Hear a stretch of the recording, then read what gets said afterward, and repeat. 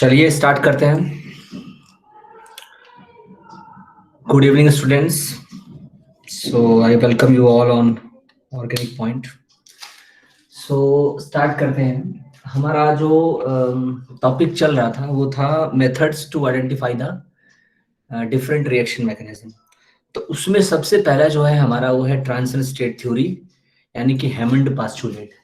तो इसके हिसाब से देखिए हैमंड ने क्या बताया, कितने तरह की मैकेनिज्म हो सकती है और मैकेनिज्म को कैसे पता लगाया जाता है कि कोई मैकेनिज्म जो है वो 1 स्टेप है, 2 स्टेप है या फिर मल्टी स्टेप है।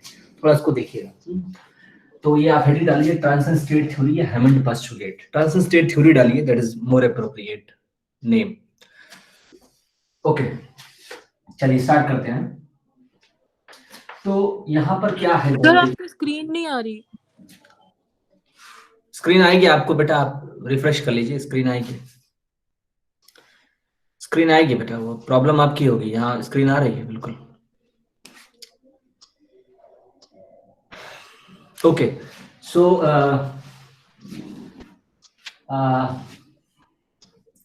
इसमें है क्या, थोड़ा देखिएगा। हमारा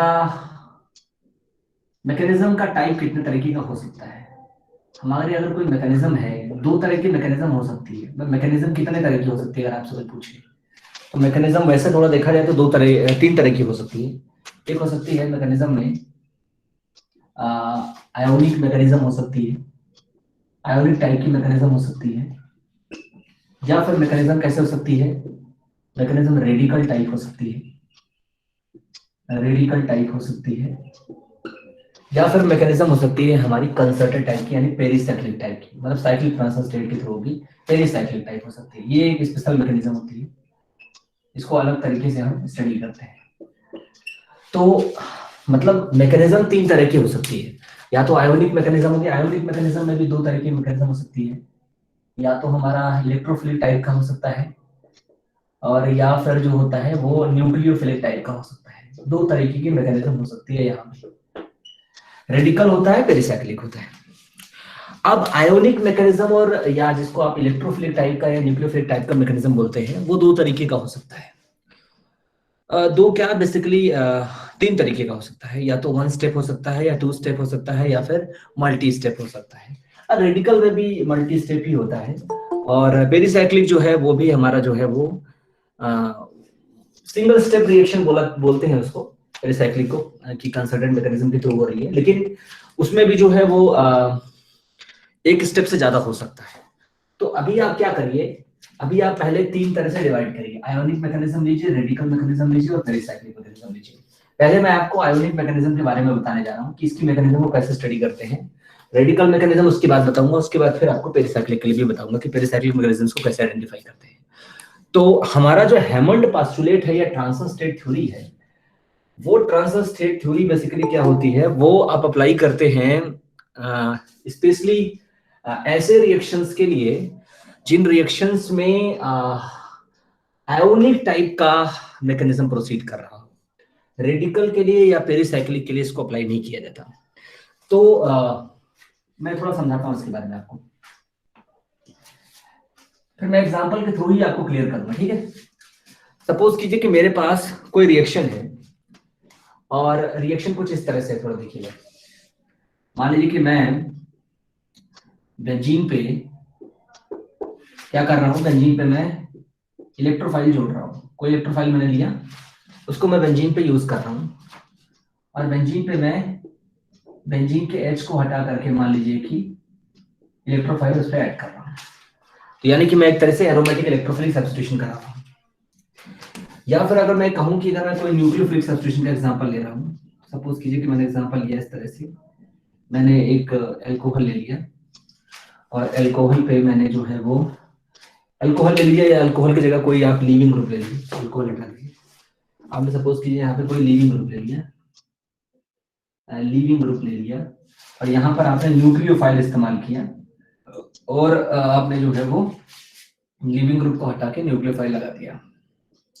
ठीक है, लीविंग ग्रुप रिमूव हो गया, यहाँ पे आपका H+ रिमूव हो गया। तो या तो मैकेनिज्म आपकी बिल्कुल सिंपल होगी कि 1 स्टेप रिएक्शन हो रहा है या 2 स्टेप रिएक्शन हो रहा है। या फिर आपको ऐसा लगेगा कि रिएक्शन के बीच में बॉन्ड ब्रेकिंग और बॉन्ड फॉर्मेशन के स्टेप के साथ साथ कुछ और हो रहा है। तो मैकेनिज्म को देखिए, अगर मैं स्टडी कर रहा हूँ, जैसे मेरे पास यहाँ पर ये आयोनिक मैकेनिज्म एक इलेक्ट्रोफिलिक टाइप की मैकेनिज्म है। ये कैसा है कि इलेक्ट्रोफिलिक सब्स्टिट्यूशन है ये, और ये जो आप देख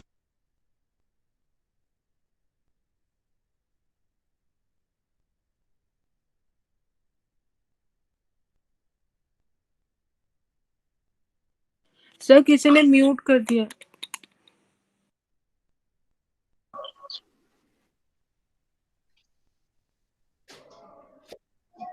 सर आपका माइक बंद हो गया।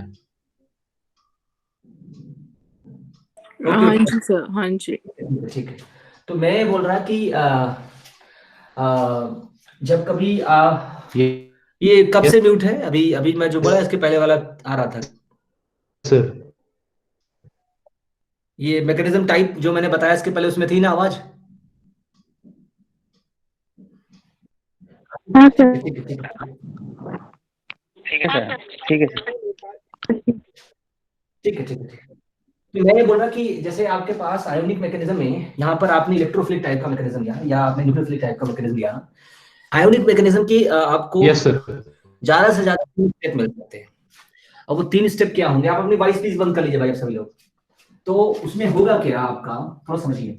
हमारे पास ये 2 एग्जांपल लेके मैं समझाऊंगा आपको, बट पहले आप थोड़ा समझिए कि मैं आयोनिक मैकेनिज्म को कितने तरह से आप स्टडी कर सकते हैं, मतलब स्टडी करने का मतलब कितने स्टेप्स में ले सकते हैं।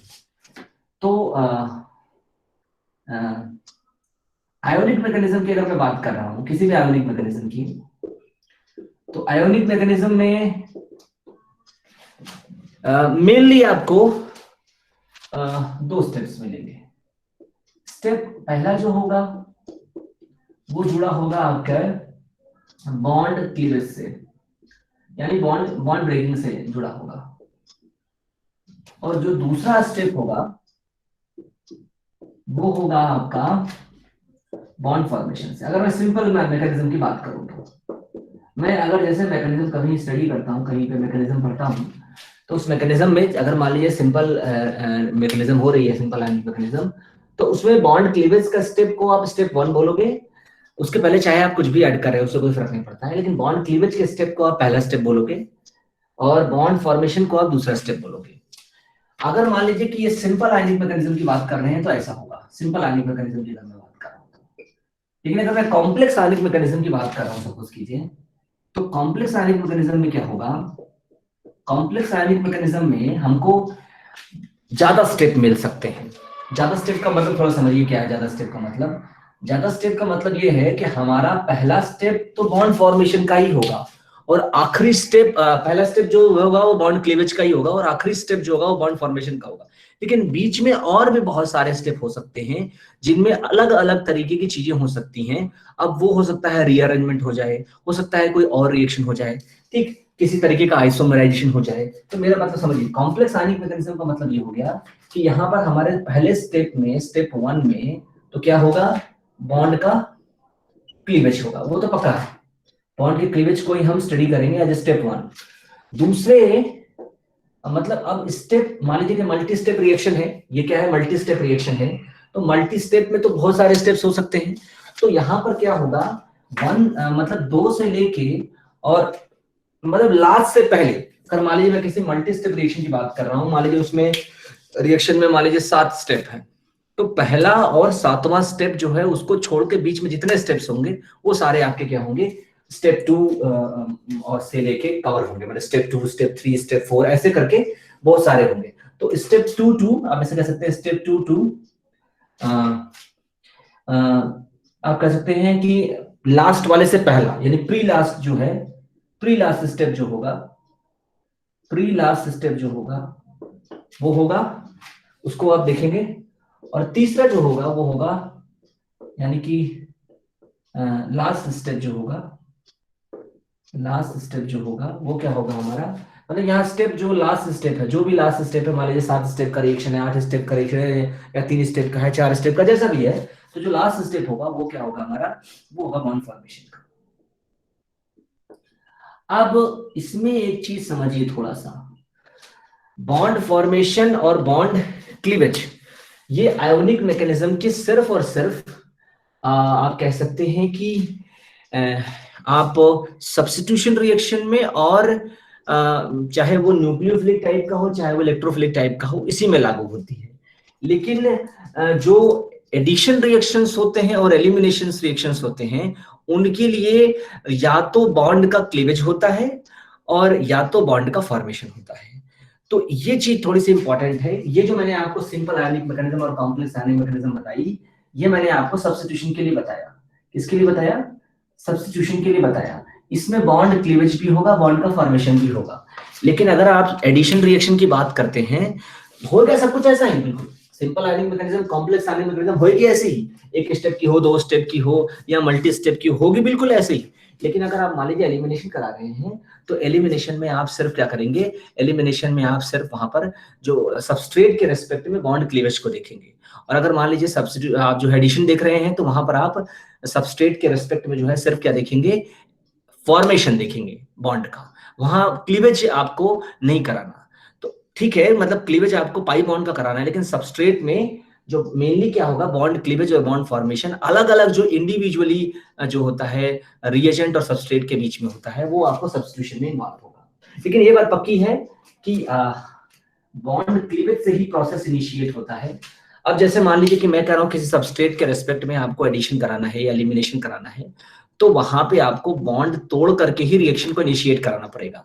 लेकिन अब उसमें जो आपको फोकस करना है, वो मैकेनिज्म के हिसाब से कौन सी मैकेनिज्म है उसके ऊपर डिपेंड करता है। लेकिन ये है कि एक स्टेप का हो सकता है या दो स्टेप का हो सकता है ना, या फिर जो है वो मल्टी स्टेप का हो सकता है। अब जैसे यहाँ पर मैंने आपको सिंपल आयनिक मैकेनिज्म में दो स्टेप लिए। अब ये दोनों स्टेप जो है वो अगर एक ही साथ होगा तो अलग तरीके का मैकेनिज्म होता है, और अगर अलग अलग होगा तो जो होता है उसको टू स्टेप मैकेनिज्म बोलते हैं। तो मैंने यहाँ पर जो स्टेप 1 और स्टेप 2 लिखा हुआ है, उसका मतलब ये है कि इस सिंपल आयनिक मैकेनिज्म में हम या तो 1 स्टेप मैकेनिज्म की बात करते हैं या 2 स्टेप मैकेनिज्म की बात करते हैं। लेकिन कॉम्प्लेक्स में हम मल्टी स्टेप रिएक्शन की बात करते हैं।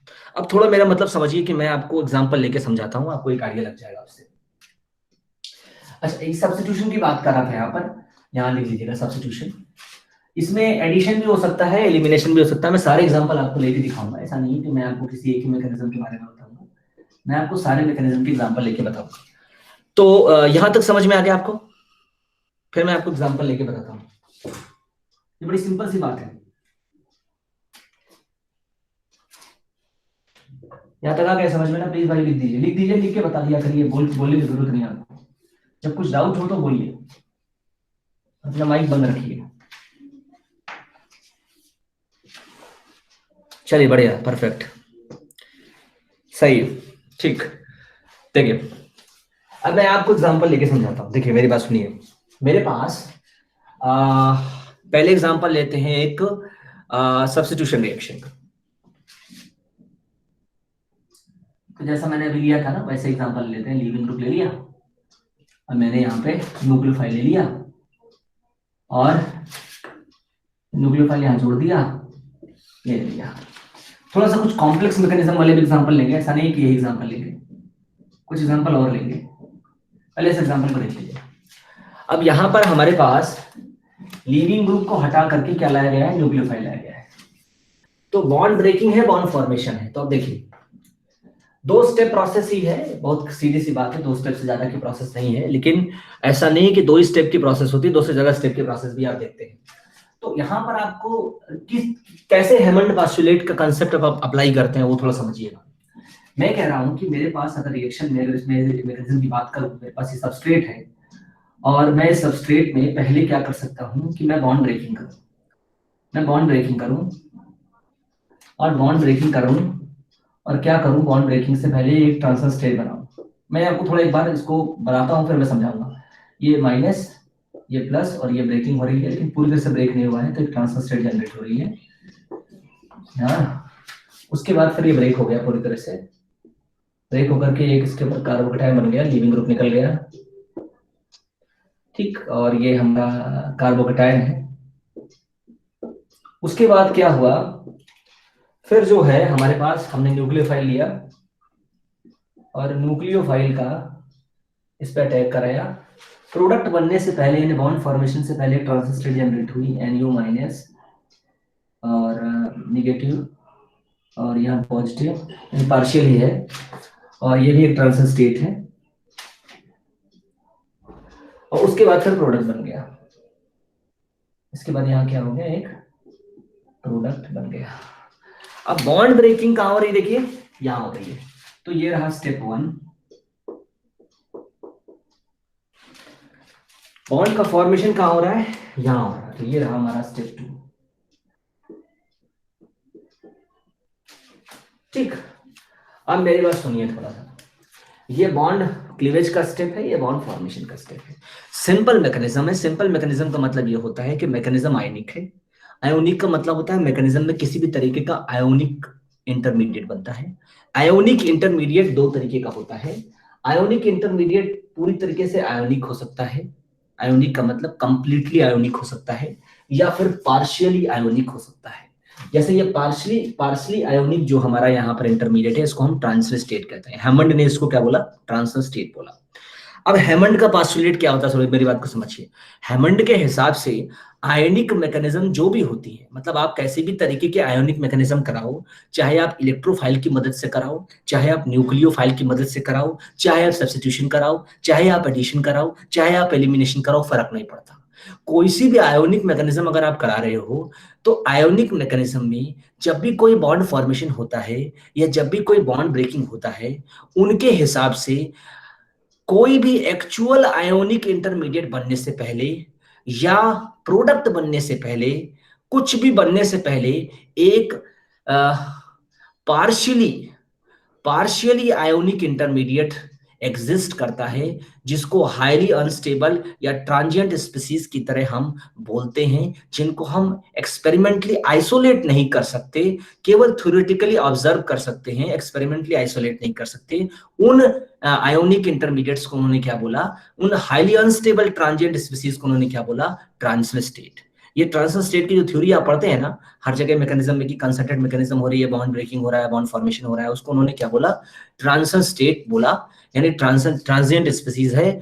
और एक ऐसा बिल्कुल नहीं है कि जब जब कहीं पर भी बॉन्ड का फॉर्मेशन और बॉन्ड का ब्रेकिंग साइमल्टेनियस होता है वहीं पर ट्रांजिशन स्टेट बनती है, ऐसा कहीं नहीं है। उनके हिसाब से जहां भी कहीं पर आयोनिक मैकेनिज्म होती है और बॉन्ड ब्रेकिंग होता है या बॉन्ड का फॉर्मेशन होता है, तो किसी भी एक्चुअल इंटरमीडिएट के बनने से पहले या किसी भी प्रोडक्ट बनने से पहले वहां पर जो है वो एक unstable, highly unstable transient species exist करती है, जिसको एक्सपेरिमेंटली तो आइसोलेट नहीं किया जा सकता, लेकिन उसको थ्योरेटिकली ऑब्जर्व किया जा सकता है वाया रेट कांस्टेंट स्टडी। तो उसको जो है उन्होंने क्या बोला, उसको उन्होंने बोला जो है वो ट्रांजिशन स्टेट थ्योरी या फिर हैमंड पास्टुलेट। हैमंड के अलग अलग पास्टुलेट हैं, वो पास्टुलेट मैं आपको समझाता हूं, लेकिन एक बात समझिएगा थोड़ा सा। यहाँ पर दो स्टेप का आयनिक मैकेनिज्म का मतलब ये है कि पहले स्टेप में, यानी देखिए कहीं पर भी रिएक्शन में मैकेनिज्म दो या दो से ज्यादा स्टेप की तभी हो सकती है जहां पर बॉन्ड का क्लीवेज और बॉन्ड का फॉर्मेशन अलग अलग स्टेप में हो रहा हो किसी भी सबस्ट्रेट के लिए। देखिए यहाँ पर बॉन्ड का क्लीवेज अलग स्टेप में हुआ, फिर ट्रू इंटरमीडिएट बना और फिर बॉन्ड का फॉर्मेशन अलग स्टेप में हुआ। बॉन्ड के क्लीवेज में ट्रू इंटरमीडिएट बनने से पहले ट्रांजिशन स्टेट की स्पीसीज एग्जिस्ट कर रही है, और ये वाला जो है वो ट्रांजिशन जो है वो स्टेट है जो किसके साथ एग्जिस्ट कर रहा है, प्रोडक्ट के साथ एग्जिस्ट कर रहा है। अब देखिए यहाँ पर दो स्टेप की रिएक्शन है, तो ये ट्रांजिशन स्टेट जो है वो सबस्ट्रेट से कोरिलेट करता है और ये वाला ट्रांजिशन स्टेट जो है वो प्रोडक्ट से कोरिलेट करता है। अब इसको थोड़ा समझिए।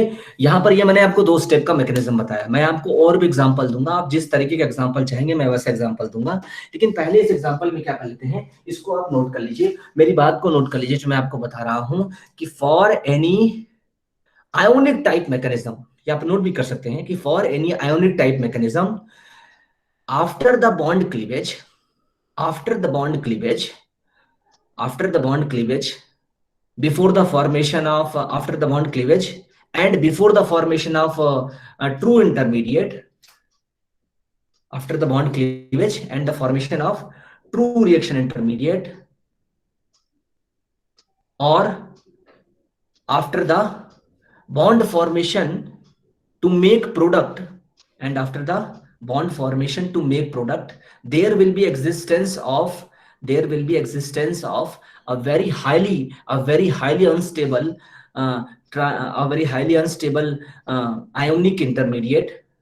आयोनिक क्या मतलब कि आयोनिक क्या होता है, मतलब कि पार्शियली आयोनिक, मतलब एक तरह से आप कह सकते हैं आयोनिक भी बोलिए, partially ionic species that is called transition state, and this is called transition state theory. ठीक, ओके। तो मैं अब आपको ये 2 स्टेप का मैकेनिज्म समझाया। आपको ये 2 स्टेप का मैकेनिज्म जो है मैंने न्यूक्लियोफिलिक सब्स्टिट्यूशन में बताया, इसको नोट कर लीजिए, फिर मैं इसको ग्राफ के साथ एक साथ समझाऊंगा। पहले ये मेरा पहला रिएक्शन हो गया, इसको आप नोट कर लीजिए। दूसरा क्या हो सकता है बेटा, दूसरा क्या हो सकता है, दूसरा ये हो सकता है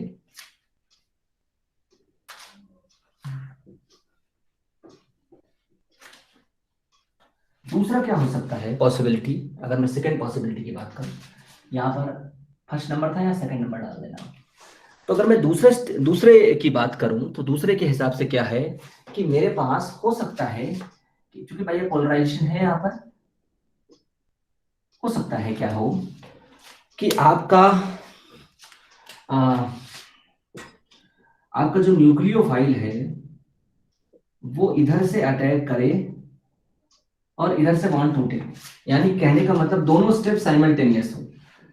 तो यहां पर तो भाई एक ही ट्रांजिशन स्टेट बनेगी, और आप इसको पढ़ते भी हैं, आप जानते भी हैं, आपने पढ़ा भी होगा, इसको SN2 मैकेनिज्म बोलते हैं, है ना, आपने पढ़ा होगा। बहुत सिंपल सी मैकेनिज्म है, ऐसा नहीं है कि नहीं बता रहा हूं आपको, बट ये है कि मैं आपको उसको थोड़ा सा एलाबोरेट करूंगा अच्छे से। ये इसका एक इंटरमीडिएट बना,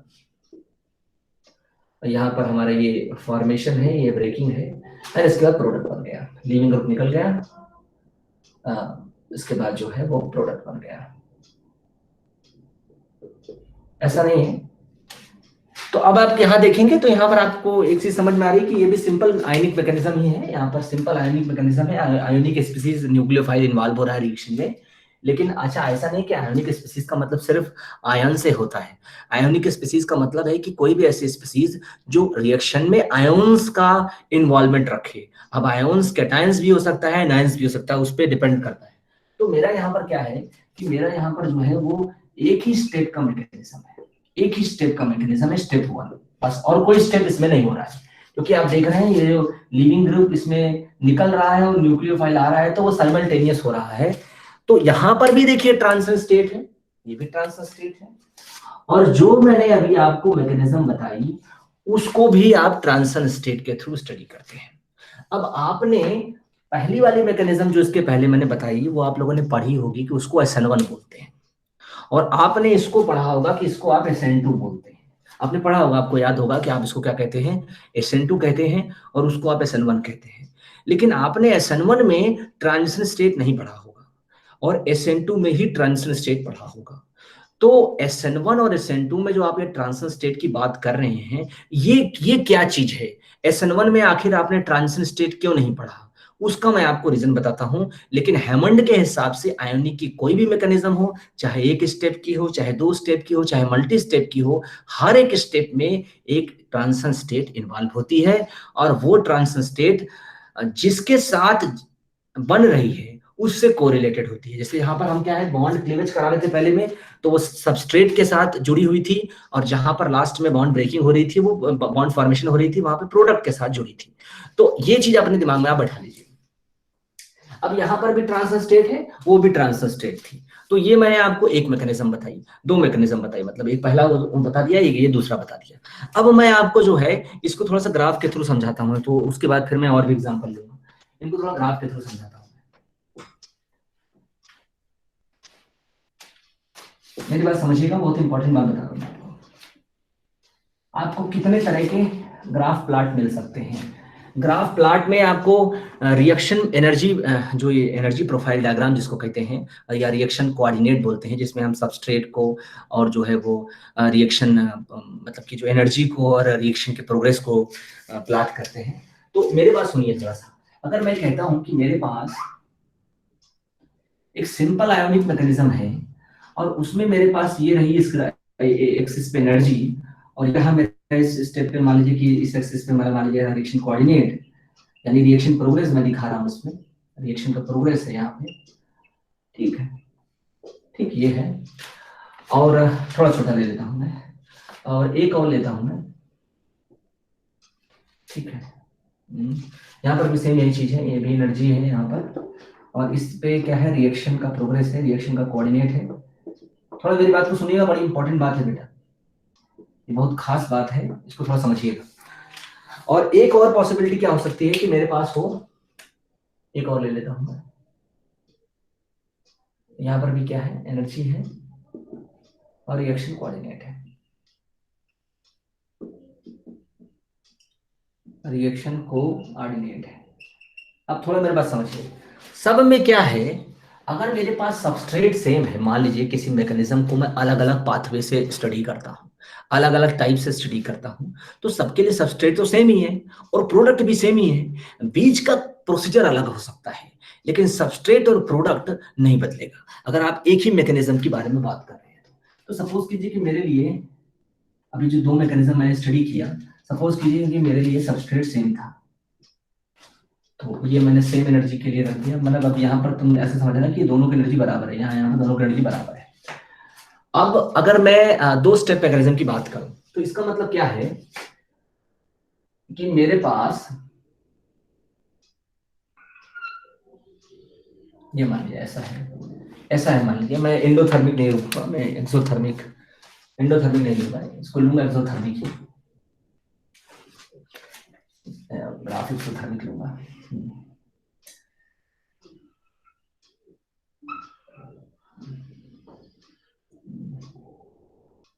ये मैंने ले लिया इसको, ठीक,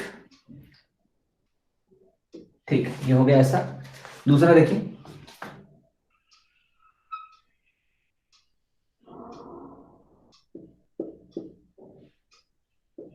ये ले लिया ऐसा। एक पॉसिबिलिटी और हो सकती है, थोड़ा देखिएगा ध्यान से।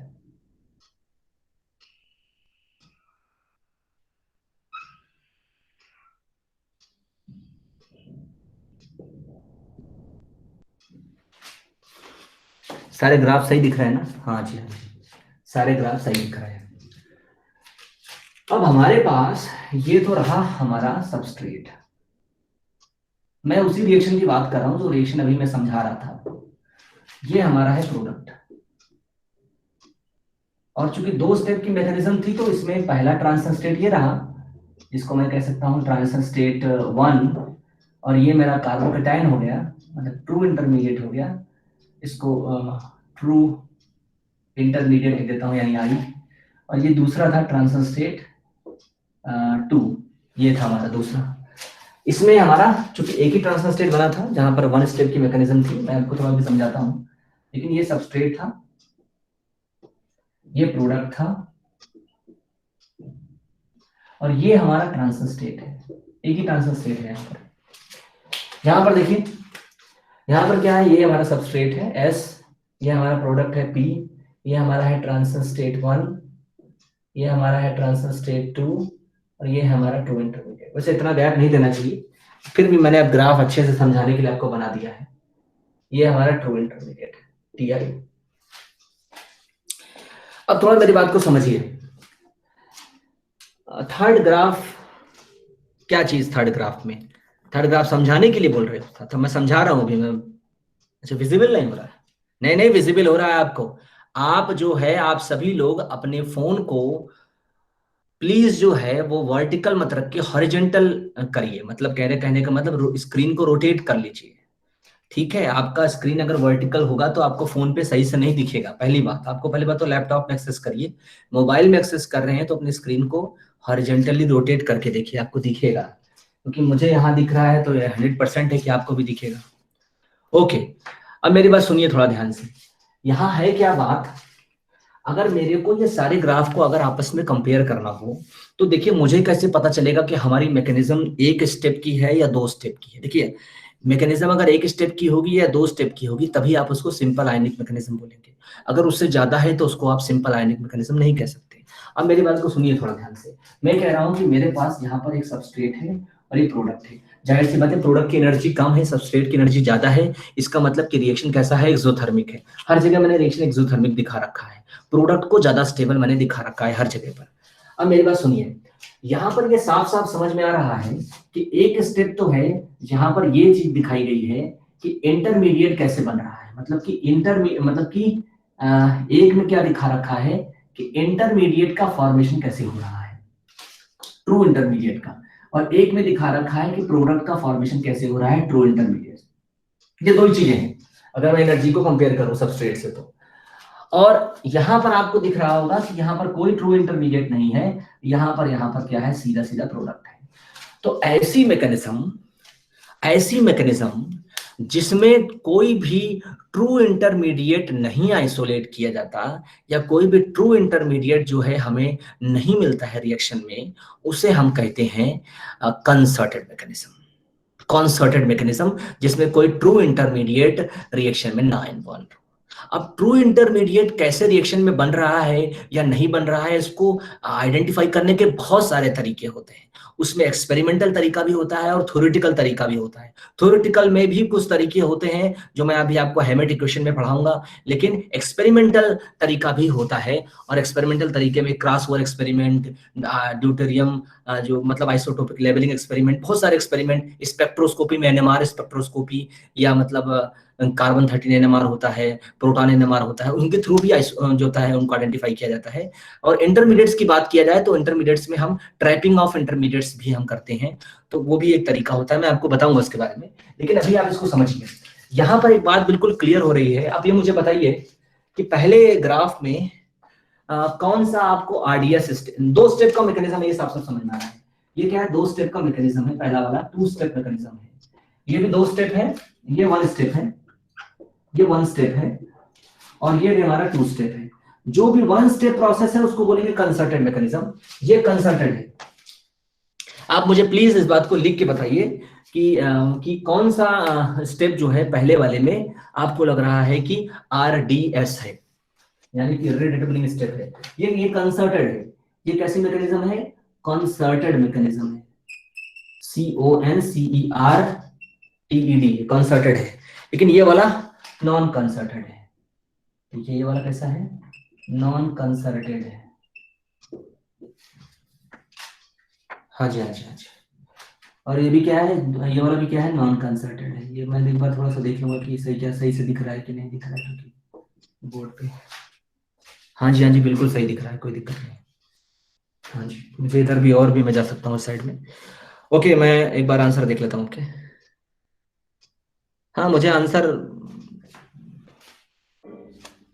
ठीक है, बिल्कुल सही बात है। यही मतलब है इसका कि ज्यादा एक्टिवेशन एनर्जी जहां इन्वॉल्व होगी वही हमारा स्लो स्टेप होगा।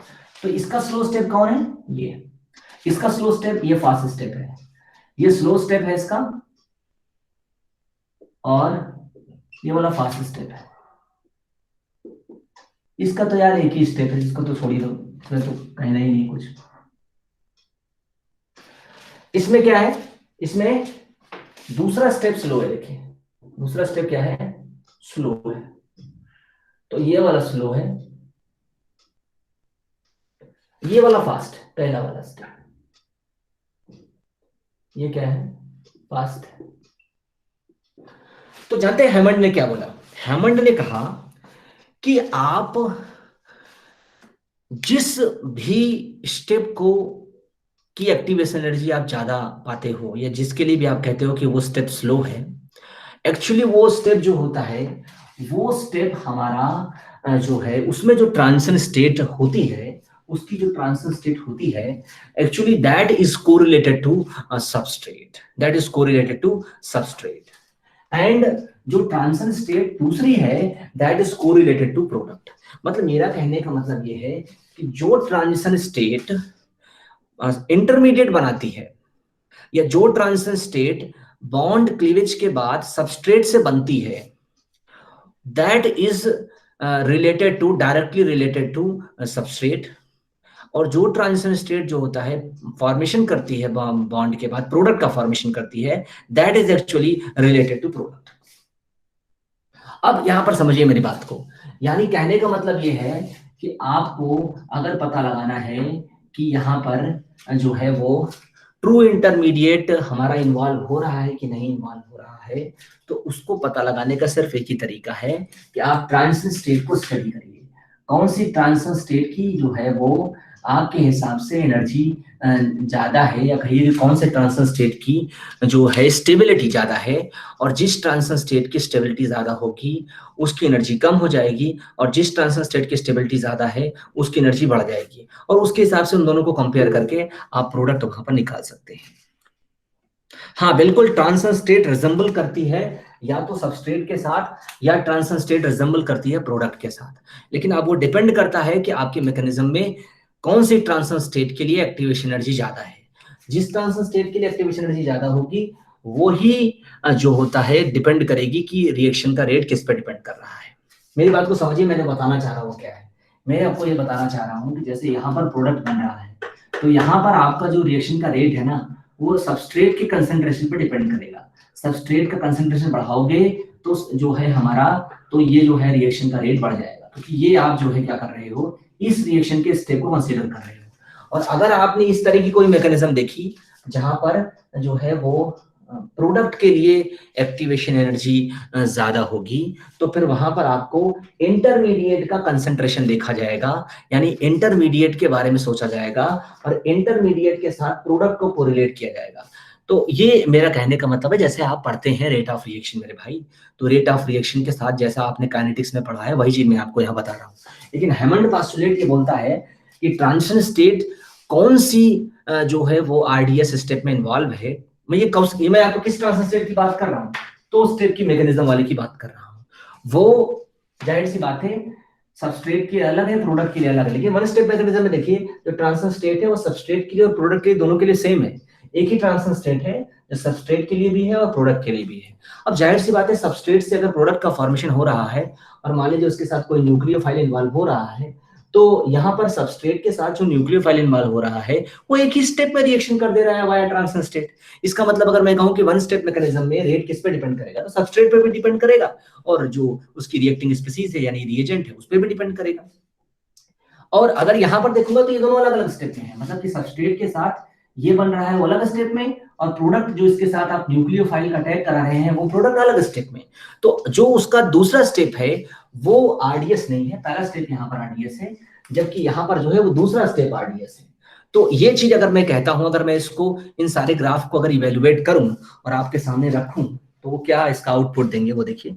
ऐसी मैकेनिज्म नहीं है ये जो आपने अभी देखा है सनवन मैकेनिज्म, जो मैंने भी आपको पढ़ाया वो ऐसी मैकेनिज्म होती है। ये है सनवन मैकेनिज्म। ये जो मैंने आपको बताया ये अभी SN2 मैकेनिज्म बताइए। इस मैकेनिज्म का अभी टाइप आपको अलग होता है, इसको मैं बताऊंगा बाद में, लेकिन इसका भी एग्जांपल होता है, ऐसा नहीं कि इसका एग्जांपल नहीं होता है, ये भी एग्जांपल आपको मैं बताऊंगा।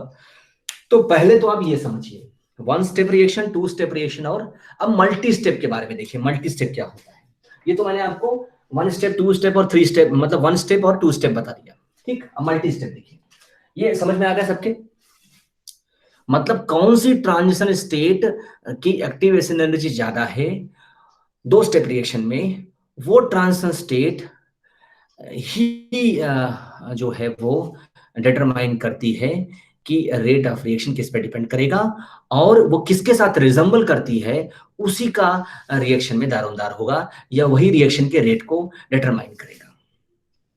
मेरी बात समझ में आ गई सभी बच्चों के? कंफर्म कर दो यार मुझे भाई, एक बार मुझे कंफर्म कर दो सब लोग, फिर मैं आगे बढ़ूं। सर अभी ये सिंपल मैकेनिज्म के लिए बात कर रहे हैं ना? अभी सिंपल की मैं कई बात हो रही है, अभी तो कॉम्प्लेक्स का शुरुआत ही नहीं किया, मैंने सिंपल बताया आपको। ये दोनों वन स्टेप है, ये वाला टू स्टेप है, पहला वाला, और आखिरी वाला भी टू स्टेप है। हाँ, जो टू स्टेप तक सिंपल होती है इसीलिए। हाँ, वन स्टेप या टू स्टेप तक सिंपल होती है, उसके बाद अगर जाएगा तो फिर मल्टी स्टेप होती है। मल्टी स्टेप भी बताता हूँ, ठीक है, चलिए क्लियर हो गया। अब आप इसको लिख लिए हो तो मैं मिटा रहा हूँ उसको, एटलीस्ट ग्राफ तो बना ही लो, ठीक है। खास चीजें वो बना लो, उनको समझ में जितना आता है वो लिख लो, जिसमें कोई दिक्कत नहीं। जो लिखाने वाली चीज होगी वो मैं आपको बता दूंगा, आप लिख लेना उसको, लेकिन जो खाली समझने वाली चीज है उसको हम देख लो। अब मैं अगर हैमंड पास्टुलेट के हिसाब से मल्टी स्टेप की बात करूं तो थोड़ा समझिए मल्टी स्टेप का मतलब क्या है। जैसे मैं कहता हूं कि मेरे पास रिएक्शन है और ए से इंटरमीडिएट बन रहा है 1, फिर इंटरमीडिएट बन रहा है 2, इंटरमीडिएट बन रहा है 3, और फिर बन रहा है प्रोडक्ट B। ये मान लो मेरे पास है ऐसा, हर एक के बीच में ट्रांजिशन स्टेट होगी। यहाँ पर मान लो मेरी है ट्रांजिशन स्टेट 1, मान लो मैंने कितने स्टेप का रिएक्शन लिया, 1 2 3 4 स्टेप का रिएक्शन लिया मैंने, मान लो। तो यहाँ पर ट्रांसफर स्टेट 1 है, यहाँ पर ट्रांसफर स्टेट 2 है, यहाँ पर ट्रांसफर स्टेट 3 है, यहाँ पर ट्रांसफर स्टेट 4 है। ये मेरे पास हर एक ट्रू इंटरमीडिएट के और प्रोडक्ट के बीच में ट्रांसफर स्टेट है, पक्की बात है। अब यहाँ पर देखिए बहुत कॉम्प्लेक्स मैकेनिज्म का मतलब ये होता है कि आप हर एक इंटरमीडिएट को तो इवेलुएट नहीं कर सकते बेटा, हर एक इंटरमीडिएट को तो इवेलुएट करना संभव नहीं है। लेकिन हाँ, एक बात बिल्कुल सही है कि अगर इंटरमीडिएट 1 से इंटरमीडिएट 2 बन रहा है और इंटरमीडिएट 2 से इंटरमीडिएट 3 बन रहा है, तो एक कॉमन लॉजिक ये कह सकता है कि अगर एक इंटरमीडिएट दूसरे ट्रू इंटरमीडिएट में और दूसरा वाला तीसरे में और तीसरा वाला चौथे में अगर कन्वर्ट हो रहा है, तो वो तभी होगा जब एक दूसरे से ज्यादा स्टेबल हो। अगर मैं कहता हूं कि इंटरमीडिएट 2 की स्टेबिलिटी इंटरमीडिएट 1 से कम है, तो इंटरमीडिएट 1 इंटरमीडिएट 2 में नहीं जाना चाहेगा, वो सीधा प्रोडक्ट का फॉर्मेशन कर लेगा। तो इसलिए आपको ये बात समझना पड़ेगा कि इस तरीके की मल्टी स्टेप मैकेनिज्म तभी पॉसिबल होती है जब वहां पर आप देखते क्या हो, वहां पर आप देखते हो कि जो इंटरमीडिएट बनते चले जा रहे हैं उसके आगे वो ज्यादा स्टेबिलिटी गेन कर रहे हैं पहले वाले इंटरमीडिएट से, तभी वो मल्टी स्टेप मैकेनिज्म प्रोसीड करेगा। देखिए आप मल्टी स्टेप का मतलब समझिए, यहाँ मल्टी स्टेप का मतलब ये नहीं है कि रिएक्शन जो है वो उसमें बहुत सारे स्टेप है, वो एक अलग तरह की मल्टी स्टेप रिएक्शन होती है। मल्टी स्टेप मैकेनिज्म का मतलब होता है कि जहां पर मतलब प्रोडक्ट सबस्ट्रेट से प्रोडक्ट के बीच में बहुत सारे इंटरमीडिएट जहां पर एग्जिस्ट करते हैं, उनको मल्टी स्टेप मैकेनिज्म कहते हैं। आप ये समझ रहे होंगे मल्टी स्टेप का मतलब ये है कि बहुत सारे रिएक्शन जहां पर हों, नहीं, मैं उनको मल्टी स्टेप नहीं कर रहा, वो मल्टी स्टेप अलग होता है। मल्टी स्टेप मैकेनिज्म का मतलब होता है जहां पर सबस्ट्रेट और प्रोडक्ट के बीच में बहुत सारे ट्रू इंटरमीडिएट एग्जिस्ट करें जो एक दूसरे से कोरिलेट करते हों, तो उन्हें हम कहते हैं क्या, मल्टी स्टेप मैकेनिज्म। मतलब यहाँ क्या होता है कि here there are several true reaction intermediates,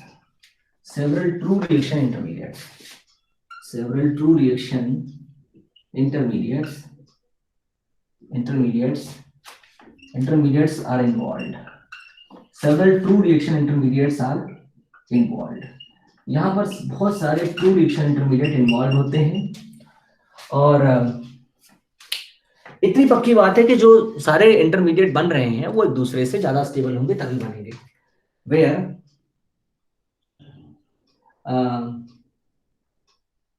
true reaction intermediate is more stable when any reaction intermediate is more stable than the previous one, when any true intermediate is more stable than previous one,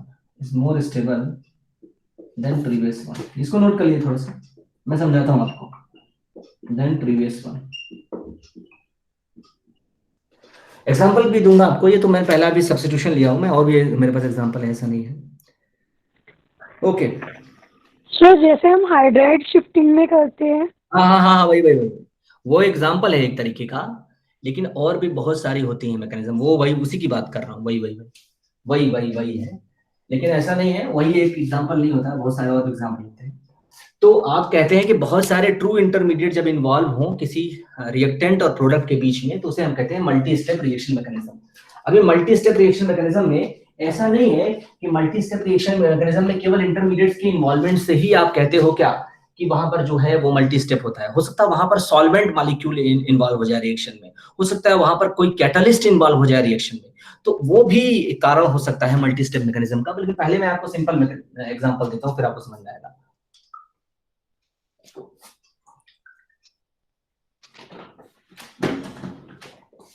देखिए, okay कहाँ गया, yes, ये देखिए मैं समझाता हूँ आपको, graph के थ्रू समझाता हूँ। एक सिंपल जो स्ट्रेटेजी वो समझिए थोड़ा सा। ऐसा नहीं है कि एक यही एग्जांपल होता है, बहुत सारे एग्जांपल होते हैं। सब्स्टिट्यूशन ही कोई एग्जांपल नहीं है, मैं आपको और भी एग्जांपल दूंगा, लेकिन मैं आपको जो सिंपल बात बता रहा हूँ वो थोड़ा समझिए पहले।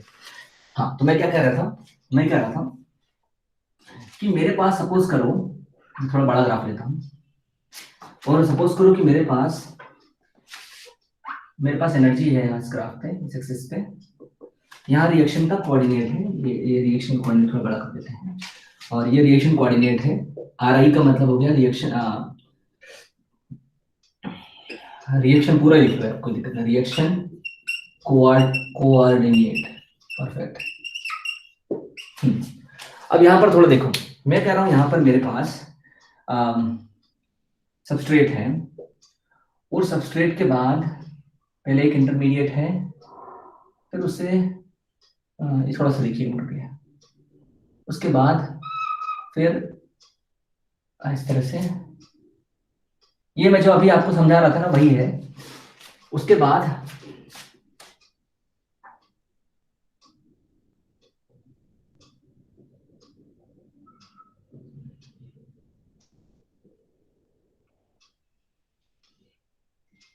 ठीक है, थोड़ा मैं समझाता हूं आपको। ये ये ये ये ये अब हमारे पास क्या थे, हमारा ये तो रहा सबस्ट्रेट, ये रहा प्रोडक्ट, ये रहा हमारा पहला इंटरमीडिएट, ये रहा हमारा दूसरा इंटरमीडिएट, ये रहा हमारा तीसरा इंटरमीडिएट। यही था रिएक्शन में, मैं अभी जो आपको बताया, जो एग्जांपल लिया उसमें यही था। सबके लिए अपने अपने transition state, transition state 1, transition state 2, transition state 3, transition state 4, फिर प्रोडक्ट। अब आप मेरी बात समझिए थोड़ा, देखिए आप यहां देख रहे होंगे कि पहला इंटरमीडिएट बनाने के लिए सबसे ज्यादा एक्टिवेशन एनर्जी लग रही है, फिर दूसरे के लिए, फिर तीसरे के लिए, और चौथे के लिए सबसे ज्यादा है, सबसे फास्ट रेट जो है वो चौथा है, इसलिए वो प्रोडक्ट में कन्वर्ट हो जा रहा है। थोड़ा मेरी बात को समझिए थोड़ा ध्यान से। तो आप यहां देख रहे होंगे कि हर एक इंटरमीडिएट एक दूसरे से कोरिलेट हो रहा है, लेकिन एनर्जी कम हो जा रही है इंटरमीडिएट की। तो ऐसे मैकेनिज्म को आप मल्टी स्टेप मैकेनिज्म कहते हैं। और मल्टी स्टेप मैकेनिज्म में आप जो ट्रांजिशन स्टेट से मतलब इंटरमीडिएट से इंटरमीडिएट के बीच में ट्रांजिशन स्टेट बनाते हैं, ये वाली, ये हाईली अनस्टेबल होती है। मतलब कि अगर आप इन दोनों के ट्रांजिशन स्टेट्स को कंपेयर करेंगे तो इनके बीच में बहुत ज्यादा एनर्जी गैप नहीं होता है। मतलब कहने का मतलब क्या है कि अगर किसी इंटरमीडिएट को इंटरमीडिएट में आप चेंज कर रहे हो तो वो प्रोसेस जो है वो प्रोसेस तभी फेवरेबल होगा जब क्या हो, उसके लिए जो है वो स्टेबिलिटी ज्यादा मिल रही हो, यानी वो एक्सोथर्मिक हो, वो आसानी से प्रोसीड कर रहा हो, तभी हो सकता है, नहीं तो नहीं पॉसिबल होगा उसमें। इस बात का ध्यान रखिएगा, उस बात का ध्यान रखिएगा, नहीं तो फिर पॉसिबल नहीं हो पाएगा। तो ये मेरी बात समझ में आई आपको? ये ग्राफ समझ में आया सभी के? देख लीजिए इस ग्राफ को, ग्राफ को देख लीजिए, फिर मुझे बताइए समझ में आई मेरी बात? बढ़िया, समझ में आ गया। तो मल्टी स्टेप का ये रहा ग्राफ, ठीक। अब हम क्या कहते हैं कि हमारे पास दो तरीके की शिफ्टिंग होती है, मतलब जिसको हम कहते हैं मल्टी स्टेप रिएक्शन में। तो मैं उसमें आपको एग्जांपल देता हूं, मैं समझाता हूं आपको, और वो समझिएगा, दैट इज वेरी इंपॉर्टेंट। समझाऊं मैं आपको? ये क्लियर हो गया सबके? ठीक, तो ये रहा हमारा मल्टी स्टेप। अब एग्जांपल देखिए मल्टी स्टेप का, क्योंकि आपको SN1 तो आपने देख लिया, भाई 2 स्टेप मैकेनिज्म हो गई है, SN2 आपने देख लिया 1 स्टेप मैकेनिज्म हो गई। मतलब क्या बोल रहे हैं, क्या बोल रहे हैं मैकेनिज्म? एनर्जी लेस, हाँ ठीक है, यही तो मतलब होता है भाई। एनर्जी कम होगा तो स्टेबिलिटी ज्यादा होगी, ये कॉन्सेप्ट यही है, कॉन्सेप्ट यही है। एनर्जी कम होगी, स्टेबिलिटी ज्यादा होगी, बिल्कुल। इसमें एनर्जी कम हो गई ना यार, इसकी I2 की एनर्जी कम हो गई ना, इससे स्टेबिलिटी बढ़ गई। I3 की एनर्जी और कम हो गई, स्टेबिलिटी और बढ़ गई। प्रोडक्ट, अगर आप इसमें कहो कि इसमें सबसे स्लो स्टेप कौन सा है, तो सबसे स्लो स्टेप भी पहला वाला है, और सबसे फास्ट स्टेप कौन सा है? आखिरी वाला है। बीच के स्टेप जो होते हैं वो सारे क्या हैं? एक इंटरमीडिएट को दूसरे इंटरमीडिएट में, दूसरे इंटरमीडिएट को तीसरे इंटरमीडिएट में कन्वर्ट कर रहे हैं। नहीं, ऐसा नहीं है। रिएक्शन डिपेंड करता है हमेशा स्टेबिलिटी पर, ऐसा नहीं है बेटा। ये मैं आपको जो समझा रहा हूं वो समझिए। इंटरमीडिएट की स्टेबिलिटी एक दूसरे में, अगर एक इंटरमीडिएट दूसरे इंटरमीडिएट में कन्वर्ट हो रहा है, ट्रू इंटरमीडिएट, तो दूसरा इंटरमीडिएट उससे कम स्टेबल है, तो फिर कैसे? आप खुद बताइए ना मुझे। मैं कह रहा हूं कि आप इसको इससे कन्वर्ट कर रहे हो इसमें, और ये और अनस्टेबल हो जा रहा है, तो ये क्यों बनेगा? फिर सीधा प्रोडक्ट में नेचर का कन्वर्ट हो जाएगा। आप खुद सोचिए।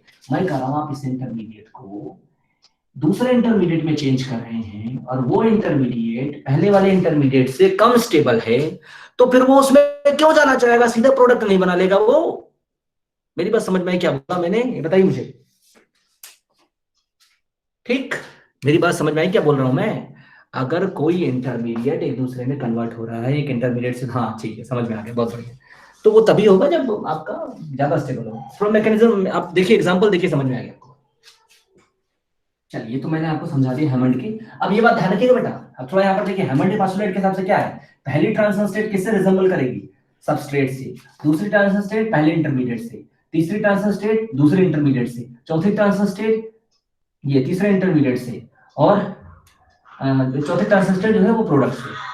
ठीक है, तो ये है, इस बात का ध्यान रखिएगा। मतलब यानी कि ये जो सीक्वेंस है, कौन किससे रिजेंबल करता है वो डिपेंड करता है कि कौन किसके करीब है। मतलब जैसे अब ये इसके करीब है, तो इससे इससे इस इंटरमीडिएट से भी रिजेंबल कर सकता है। ठीक है, अगर मान लीजिए ये ना होता ये वाला इंटरमीडिएट, तो जो होता है वो जैसे चूंकि इससे प्रोडक्ट का फॉर्मेशन हो रहा है, तो ये प्रोडक्ट से ही रिजेंबल करेगा, ये मेरा कहने का मतलब है। मतलब बॉन्ड फॉर्मेशन और बॉन्ड क्लीवेज स्टेप के लिए तो फिक्स होता है। बॉन्ड फॉर्मेशन का मतलब हो गया कि वो प्रोडक्ट से रिजेंबल करेगा, और बॉन्ड ब्रेकिंग का मतलब हो गया कि वो सबस्ट्रेट से रिजेंबल करेगा। वो ट्रांजिशन स्टेट की जो स्टेबिलिटी होगी वो सबस्ट्रेट से कोरिलेटेड होगी, जैसे ये वाली है इसमें। ठीक है, मैं एग्जांपल दे रहा हूं आपको, थोड़ा देखिएगा मेरी बात का।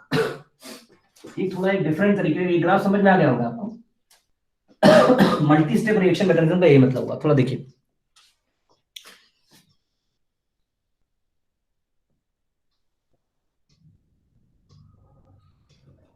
क्वेश्चन कैसा आएगा वो मैं आपको बता रहा हूँ ना, क्वेश्चन अप्लाइड आता है, ऐसे नहीं आता क्वेश्चन। पहले थ्योरी तो पढ़ेंगे तब तो एग्जांपल समझ में आएगा आपको। ठीक है, मैं आपको समझाता हूँ इसमें एक एग्जांपल के थ्रू, देखिए तो आपको ज्यादा बढ़िया समझ आएगा।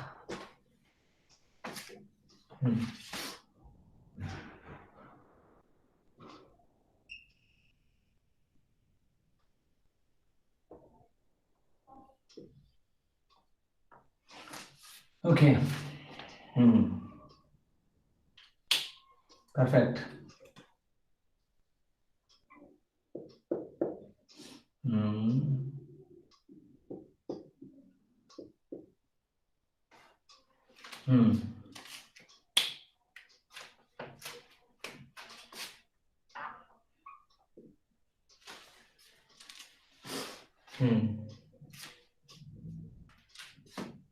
ओके, एक तो ये हो गया भाई। दूसरा देखें,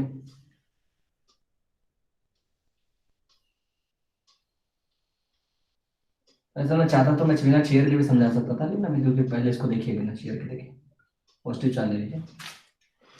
अब यहाँ देखिए, यहाँ पे देखिए दो पॉसिबिलिटी होगी, यहाँ तो सिर्फ एक ही पॉसिबिलिटी है। देखिए यहाँ क्या है, यहाँ ये यहाँ आया, यहाँ ये आ गया, यहाँ आ गया। मेरे को एक बार बनाने दीजिए, मैं समझाता हूँ।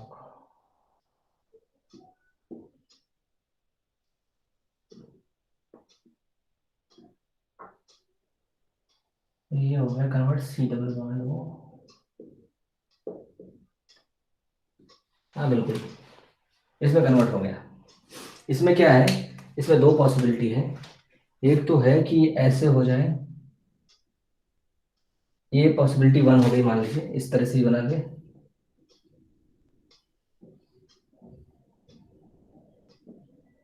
दूसरी पॉसिबिलिटी हो गई कि ये क्या करें, ये पहले इसमें कन्वर्ट हो जाए,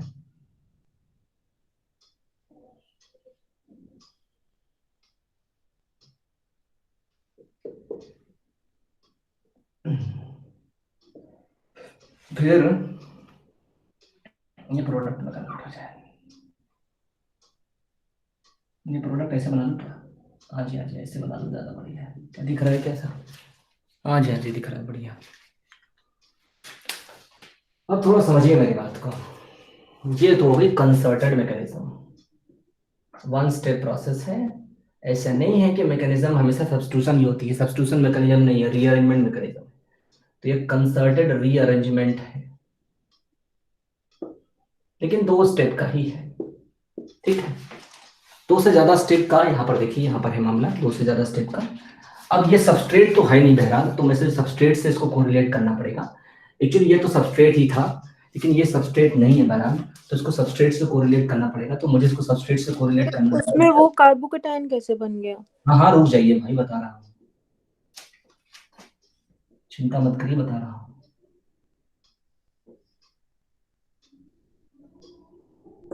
अच्छा, यहाँ कुछ भी ले लीजिए, BR ले लीजिए, आई ले लीजिए, कुछ भी ले लीजिए, मैंने आई ले ली सपोज कीजिए, तो यहाँ पर AgNO3 डाल दिया।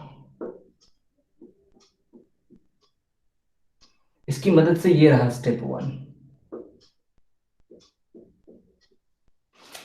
ये है स्टेप 2,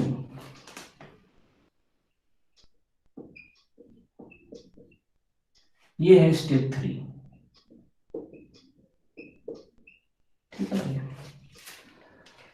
हाँ वैसे तो मैंने इसमें प्रोडक्ट बना दिया डायरेक्ट, यहाँ पर मैं न्यूक्लियोफाइल भी डाल सकता था, पर ठीक है चलो, मैं वैसे ले लो यहाँ पे प्रोडक्ट में इथेनॉल ले लो, चलो वैसे कुछ और भी कर सकता था, लेकिन चलो समझ लो उसको।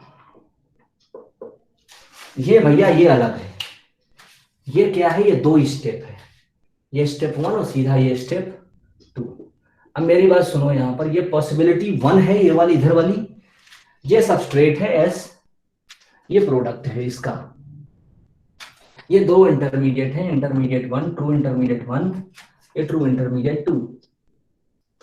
यहां पर ये है हमारा प्रोडक्ट, ये सीधा है 2 स्टेप का है, इसमें कोई एक ही ट्रू इंटरमीडिएट है, ये वाला बस खाली सबस्ट्रेट से ये ट्रू इंटरमीडिएट, फिर सीधा प्रोडक्ट। अब मैं आपको बताता हूं कि आप मुझसे पूछ रहे हैं ना कैसे सवाल आता है, वो मैं आपको बताता हूं।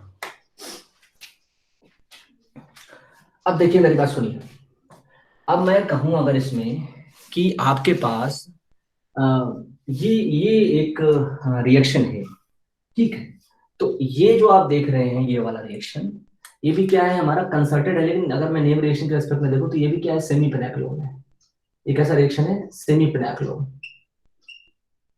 सेमी पिनाक्लोन का मतलब क्या होता है कि अगर किसी भी OH या OH जैसे किसी भी ऑक्सीजन वाले ग्रुप, मतलब मेरा कहने का मतलब किसी भी कार्बन पे अगर OH हो या OH जैसा या ऑक्सीजन जैसा कोई भी ग्रुप हो जिसके पास लोन पेयर हो या माइनस चार्ज हो, और उसके बगल में लीविंग ग्रुप हो या फिर कार्बोकेटायन हो, ऐसा कोई सा भी मतलब पॉजिटिव चार्ज वाला कोई भी ग्रुप हो, मतलब OH हो, OH के बगल में पॉजिटिव चार्ज हो, या फिर जो होता है कोई लीविंग ग्रुप हो, या फिर आप कह सकते हैं कि जो है वो किसी भी तरीके का जो है वो कोई भी जो होता है ऐसा स्पीसीज हो जहां पर कोई ग्रुप अपना इलेक्ट्रॉन पेयर लेके जा सके, मतलब इलेक्ट्रॉन की कमी हो, तो आप क्या कह सकते हैं, आप उसको कह सकते हैं सेमी पिनाक्लोन है। तो ये है तो सारा सेमी पिनाक्लोन का एग्जांपल। बताइए मुझे क्या बोलने देवे बेटा। सर मुझे ये ना ये रीअरेंजमेंट में ये वाला स्टेप नहीं समझ आ रहा, जिसपे आपने ये स्टेप 2 का नाम लिखा है ना, पॉसिबिलिटी 2 में ये कार्बोकेटायन उधर से एकदम उधर कैसे फॉर्म हो गया? कौन सा ये? हाँ जी, इसके बाद जो नेक्स्ट स्टेप है, ये स्टेप 2 लिखा है, ये हाँ जी, ये कैसे फॉर्म हुआ है सर ऊपर? तो क्यों परेशान हो रही है, बताएंगे ना, अभी हाइड्राइड शिफ्टिंग से हो रही है, ये हाइड्राइड इधर शिफ्ट हो जा रहा है, बताऊंगा ना। अच्छा, ये एरो इस बॉन्ड पे था ना, तो मुझे लगा रिंग कॉन्ट्रैक्शन हो रहा है सर, नहीं कुछ और नहीं, नहीं। ये इसके लिए है, इसके लिए, ये इसके लिए दिखा रहा था, इसके लिए ये अच्छा, वो तो ठीक है। अच्छा यहाँ हाइड्रेट, ठीक है सर, ठीक है। ये एक पॉसिबिलिटी है, ये दूसरी पॉसिबिलिटी है, ये मैं बता रहा हूं। अब सुनिए मेरी बात।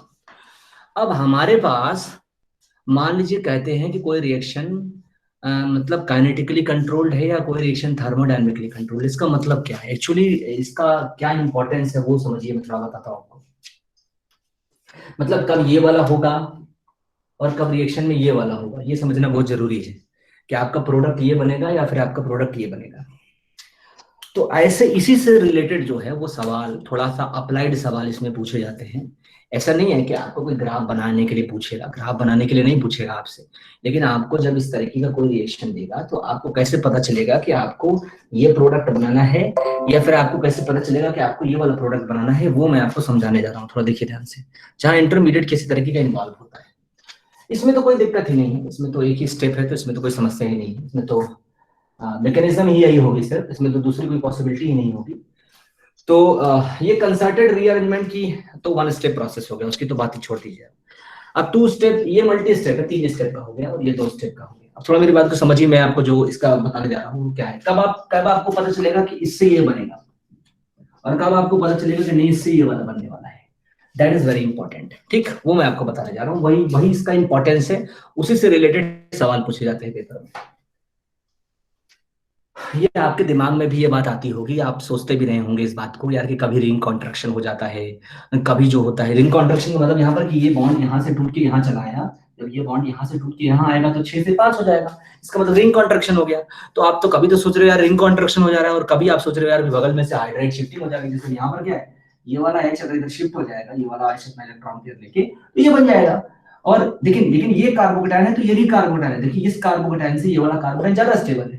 तो ये ध्यान रखिएगा कि अगर इंटरमीडिएट से दूसरा इंटरमीडिएट बनेगा तो डेफिनेटली जो है वो ज्यादा स्टेबल होगा पहले इंटरमीडिएट से। अब थोड़ा मैं इसको ग्राफ के थ्रू समझाता हूँ आपको। ये सारा एक एग्जांपल ये हो गया और एक एग्जांपल ये हो गया, इसका सबस्ट्रेट ये है और इसका सबस्ट्रेट हमारा NH2 था। एक्चुअली इसका सबस्ट्रेट क्या था, NH2 था, उसका फिर हमने डायजोटाइजेशन किया, मैंने NH2 का N2+ में चेंज किया, and then go through the reaction. तो मैं आपको समझाने जा रहा हूँ इन सारे रिएक्शन को। तो आप इसको क्या करिए, इसको रिएक्शन 1 डाल लीजिए, ये पहला वाला रिएक्शन, ये मैकेनिज्म 1 डालिए, है ना, ये मैकेनिज्म 1 है पहला वाला। मैं समझाता हूँ, इसका मतलब समझाता हूँ, दैट इज वेरी इंपॉर्टेंट। ये मैकेनिज्म 2 है, इधर वाला मैकेनिज्म 2 ले लीजिए, वो 2 स्टेप वाला, ये मैकेनिज्म 2 ले लीजिए, इसको मैकेनिज्म 3 ले लीजिए, ये वाला इधर वाला। ठीक, अब मैं आपको समझाता हूँ इसको थोड़ा सा कि कब कौन सा होगा। ठीक, इसको मिटा रहा हूं मैं। हाँ बताइए प्रीतम, बताइए बेटा, कौन सा एंटी पोजीशन पे होना चाहिए? नहीं ऐसा कुछ नहीं, ये जो बॉन्ड माइग्रेट कर रहा है ये बॉन्ड, और ये एंटी होना चाहिए, तो एंटी है। तो ये बॉन्ड यहाँ पर, ये वाला बॉन्ड कंसर्टेड का मतलब यार ये है कि जब ये बॉन्ड टूटेगा तभी ये यहाँ बॉन्ड बनेगा। इसका यहाँ इस बॉन्ड का टूटना और बगल में यहाँ शिफ्ट होना और N2 का निकलना, ये साइमल्टेनियस है, और वो तभी हो सकता है कि जब ये वाला बॉन्ड और ये N2+ ये दोनों एक दूसरे में क्या हो, एंटी हो। कंसर्टेड मैकेनिज्म का यही तो मतलब है कि इसका बॉन्ड का यहाँ से टूटना और फिर यहाँ शिफ्ट होना और फिर N2+ का निकलना, ये सब साइमल्टेनियस है। बॉन्ड ब्रेकिंग और बॉन्ड फॉर्मेशन साइमल्टेनियस है, वो तभी हो सकता है जब एंटी हो, एंटी है। ये कंसर्टेड रीअरेंजमेंट है तो ये सारे के सारे सेमी पेनिक्लोन, लेकिन उसमें सब में कंसर्टेड और नॉन कंसर्टेड की बात हो रही है, ये कंसर्टेड नहीं है, ये नॉन कंसर्टेड है। ठीक है, चलो देखो इसको नोट कर लो भाई, मैं आपको समझाने जा रहा हूं। देखो ओके, अब थोड़ा देखिए इसको एग्जांपल देखिए, आपको समझ में आ जाएगी यहाँ पर काइनेटिकली कंट्रोल, थर्मोडायनामिकली कंट्रोल का मतलब क्या है, थोड़ा सा देखिए सी। और इसको कैसे पहचानेंगे आप पेपर में, that is very important, that is very very important. चलिए देखें, स्टार्ट करूं मैं। देखिए मेरे पास क्या है, मेरे पास क्या है रिएक्शन में, थोड़ा देखिएगा। मेरे पास रिएक्शन में एक्चुअली क्या था, सबस्ट्रेट में ये था, इसके बगल में आई था। अब इसका थोड़ा सा मैं थ्योरेटिकल से मतलब जो पूछा जाता है जैसे होगा उसको उसको उसका एग्जांपल देता हूं। AgNO3 और MEOH लिया तो मेरा एक प्रोडक्ट बना,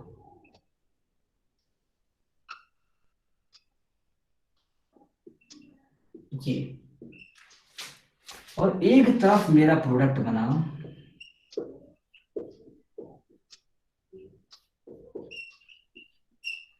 ये।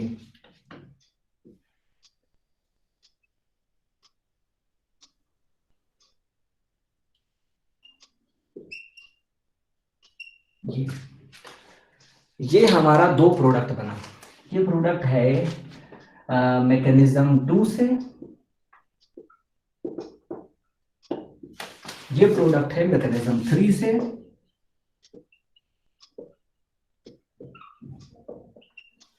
और अगर मैं एक और रिएक्शन की बात करूं, एक और रिएक्शन की बात करूं, ये तो पहला रिएक्शन हो गया। अगर मैं एक और रिएक्शन की बात करूं, इसको नोट कर लीजिए पहले, मैं फिर आपको समझाता हूं। और ये मैंने एक और रिएक्शन लिया जिसमें मैंने OH लिया, NH2 लिया, और मैंने इस पे अप्लाई किया HNO2 ले लो या HNO2 ले लो या इस तरह से ले लो, HNO2, और फिर उसके बाद देन NaOH ले लो इसके साथ, तो इसके साथ भी क्या बना, इसके साथ भी ये बना। अभी मैंने आपको एग्जांपल दिया वही है, लेकिन ये हमारा क्या है, कंसर्टेड है या नॉन कंसर्टेड है। थोड़ा मेरी बात को समझिए कि कैसे आप इसमें सब कुछ ये सब आइडेंटिफाई करते हैं, कैसे आपको पता चलता है ये सब। तो देखिए अभी हम थ्योरेटिकली बोल रहे हैं कि केवल आपके सामने, लेकिन इसके तरीके होते हैं पता लगाने के मैकेनिज्म। देखिए अब आप देखिए इसी सबस्ट्रेट से सेम रिएजेंट के साथ ये प्रोडक्ट बन रहा है, इसी सबस्ट्रेट से सेम रिएजेंट के साथ ये प्रोडक्ट बन रहा है। अब यहां पर जो चीजें हो रही हैं वो मैंने अभी आपको समझाई कि किसमें कौन सा इंटरमीडिएट बन रहा है, क्या हो रहा है। आप ये बताइए कि पहले आपको ये रिएक्शन समझ में आया कि जो रिएक्शन सामने लिखा हुआ है। अगर आप मेरे से पूछेंगे कि सर पेपर में कैसे सवाल आते हैं, तो ये रहे पेपर के सवाल। पेपर में ऐसे सवाल आएगा कि आपको ये दे देगा AgO3 के साथ। अब आप कहोगे कि सर ये वाला प्रोडक्ट बनेगा भैया, कि ये वाला प्रोडक्ट बनेगा, हमें कैसे पता चलेगा सर कौन सा प्रोडक्ट बनेगा, या कौन सा प्रोडक्ट जो है यहाँ पर किस कंडीशन में बन सकता है। वैसे तो अगर मैं कहता हूँ कोई कंडीशन नहीं दी गई, AgO3 दिया गया तो कौन सा प्रोडक्ट बनेगा, लेकिन अगर मैं आपसे कहता हूँ कि अगर कोई कंडीशन मेंशन कर दी जाए तो फिर क्या होगा, या इस चीज को कैसे समझा जाए, वो चीज इंपॉर्टेंट है। तो यहाँ पर हमारे पास ये एग्जाम्पल है, तो इसमें ये प्रोडक्ट बन गया। मैं आपको चिंता मत करिए, मैं आपको नेट के पेपर के सवाल भी करके दिखाऊंगा, नेट के और गेट के पेपर के सवाल भी करके दिखाऊंगा, लेकिन वो समझना बहुत जरूरी जो मैं आपको समझा रहा हूँ। ये बताइए क्लियर हो गया आप सभी की? जो मैंने अभी आपको ना चेयर बना के करा था ना, तो सर एल्डिहाइड नहीं बना रहे थे अभी, फिर एक और स्टेप इंक्रीज नहीं हो गया मेथनॉल डालने से? तो मैंने तो बढ़ा दिया मैंने बढ़ा दिया ना, आप क्यों चिंता कर रही हो उसको। मैंने मिथेनॉल ले लिया उसके साथ में, एक स्टेप कहाँ बढ़ा दिया मैंने, तो मिथेनॉल ले लिया, एल्डिहाइड के साथ मिथेनॉल ले लिया, बस मिथेनॉल जुड़ गया उसमें। मैकेनिज्म का इथिक्स कहाँ चेंज हुआ, AgNO3 ने I के साथ रिएक्शन किया, AgI निकल गया, फिर पॉजिटिव चार्ज बन गया, फिर वो मैकेनिज्म इन्वॉल्व हो गया। अगर एक तरफ से जाता है वाया सेकंड कार्बोकेटायन तो ये बनेगा, तो ये अगर मान लीजिए मतलब कि जो होता है सीधा प्रोडक्ट बनाता है तो फिर ये हो गया। अरे भाई जब आप शिफ्टिंग कराओगे तो डबल बॉन्ड O बनेगा, फिर उस पे सीधे NaOH अटैक कर जाएगा, उसका एल्डिहाइड नहीं बनेगा, सीधा क्या बन जाएगा, हेमीएसिटल बन जाएगा। वो कोई बात नहीं है, वो इंपॉर्टेंस नहीं है। इंपॉर्टेंट है कि प्रोडक्ट फॉर्मेशन से पहले किस तरह से वो जा सकता है। अब थोड़ा देखिए मैं इसका ग्राफ बना रहा हूं, क्लियर हो गई ना मेरी बात? चलो देखो ये सब आप रिएक्शन नोट कर लेना ना, अब थोड़ा समझो उसको, ग्राफ के थ्रू समझो, दैट इज वेरी इंपॉर्टेंट। समझना बहुत जरूरी है बेटा, बहुत जरूरी है।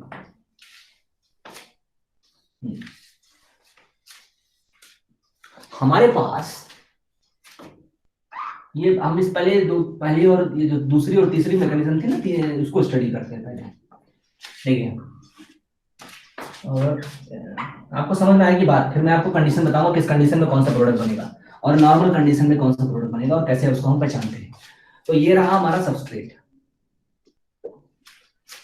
सबस्ट्रेट और प्रोडक्ट में जाहिर सी बात है प्रोडक्ट तो ज्यादा स्टेबल है, तो हम प्रोडक्ट की एनर्जी कम रख रहे हैं, प्रोडक्ट की एनर्जी कम रख रहे हैं, प्रोडक्ट की एनर्जी हमने कम रखी है, ठीक है भाई। अब हमारे पास यहां से एक इंटरमीडिएट बना, इस इंटरमीडिएट को बनाने का स्टेप था, ये इंटरमीडिएट बनाया हमने, ये इंटरमीडिएट बना, फिर इससे दूसरा इंटरमीडिएट बना, एक मिनट, दूसरा इंटरमीडिएट बना, और फिर हमारा इससे जो है वो प्रोडक्ट बना, ठीक है? मैं आपको समझाता हूँ, दैट इज वेरी इंपॉर्टेंट, थोड़ा ध्यान से देखिएगा। ये हमारा सबस्ट्रेट है, ये हमारा प्रोडक्ट है, ये हमारा पहला इंटरमीडिएट था I1, ये दूसरा इंटरमीडिएट है I2। मैं यहाँ लिख दे रहा हूँ I1 क्या है हमारा, I1 है OH के बगल में ये रहा कार्बोकेटायन। I2 क्या है, I2 है जस्ट जहां पर OH है वहां पे बनने वाला कार्बोकेटायन। ये तो आप भी जानते हो कि जहां पर OH है अगर वहां पर कार्बोकेटायन होगा तो उस कार्बोकेटायन की स्टेबिलिटी ज्यादा होगी। रीजन क्या, उस कार्बोकेटायन की स्टेबिलिटी ज्यादा होने का कारण क्या, क्योंकि वो कार्बोकेटायन जो होगा वो कार्बोकेटायन OH के रेजोनेंस से, लोन पेयर के रेजोनेंस से ज्यादा स्टेबलाइज होगा। अच्छा ये इसकी ट्रांजिशन स्टेट है पहले वाले की, ये दूसरे वाले की ट्रांजिशन स्टेट है, ये और ये तीसरी ट्रांजिशन स्टेट है। ये हमारा तीन स्टेप का प्रोसेस था। तो तो जितने स्टेप का प्रोसेस होगा उतने ट्रांजिशन स्टेट इन्वॉल्व होंगे उसमें। ये हमेशा ध्यान रखिएगा, जितने नंबर का स्टेप का रिएक्शन होगा उतने उसमें ट्रांजिशन स्टेट होंगी।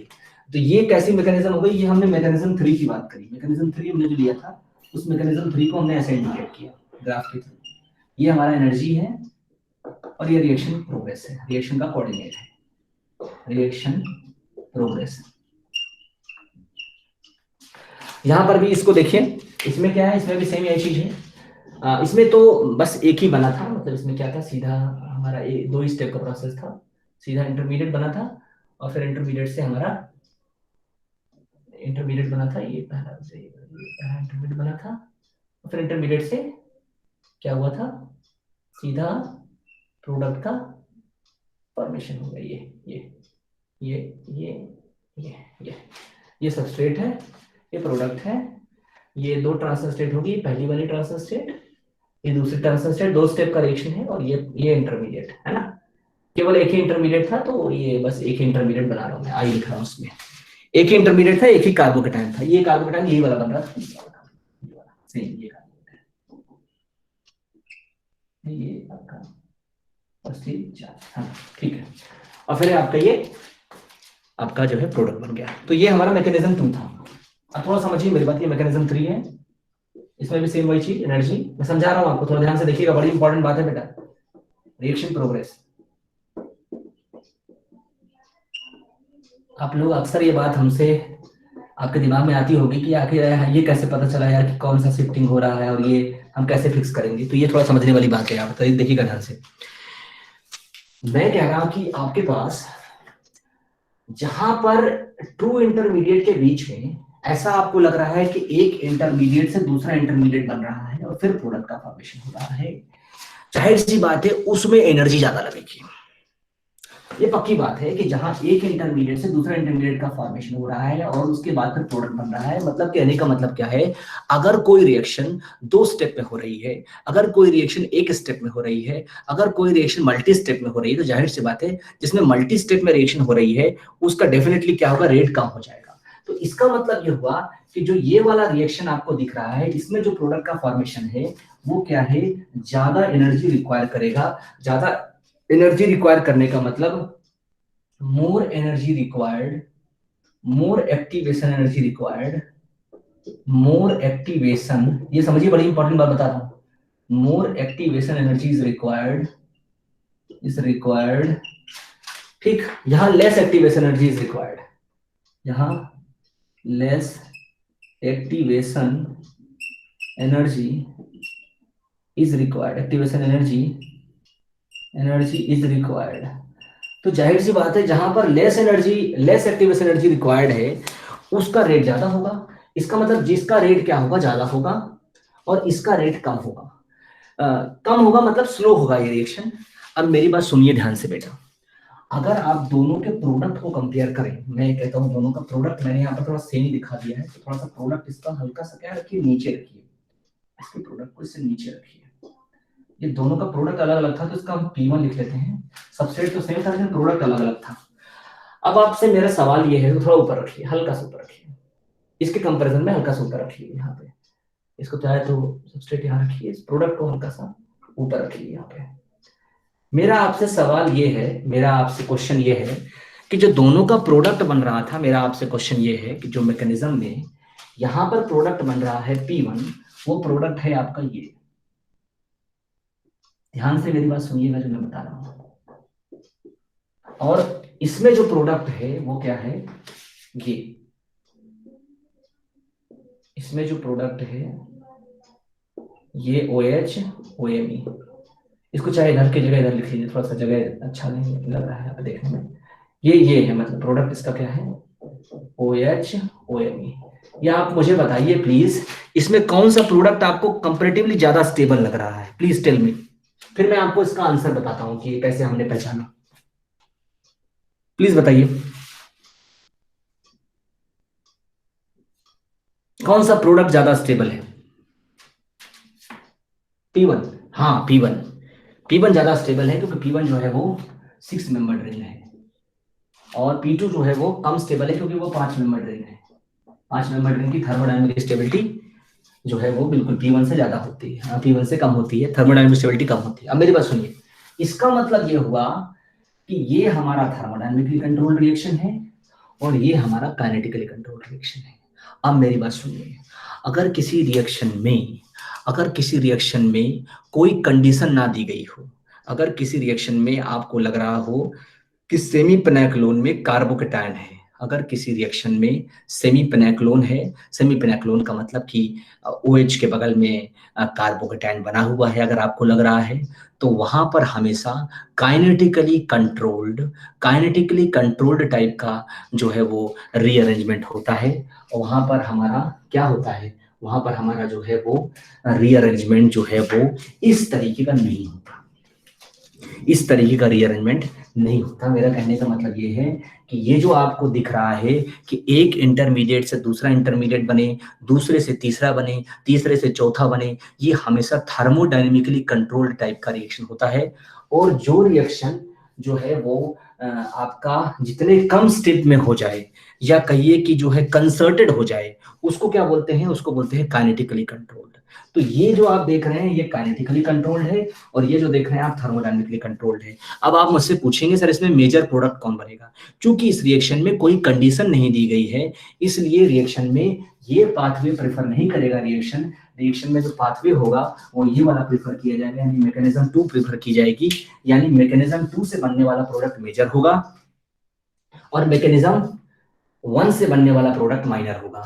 जबकि देखिए इसका प्रोडक्ट ज्यादा स्टेबल है, इसका प्रोडक्ट कम स्टेबल है, लेकिन फिर भी ये वाला मेजर हो रहा है। क्यों? क्योंकि इसका ओवरऑल रिएक्शन का जो रेट है वो ज्यादा है, जबकि इसके ओवरऑल रिएक्शन का रेट कम है, और इसलिए जो है इसमें हम क्या कह रहे हैं कि ये वाला प्रोडक्ट ज्यादा है, अगर मैं सिंपल कंडीशन की बात करूं तो।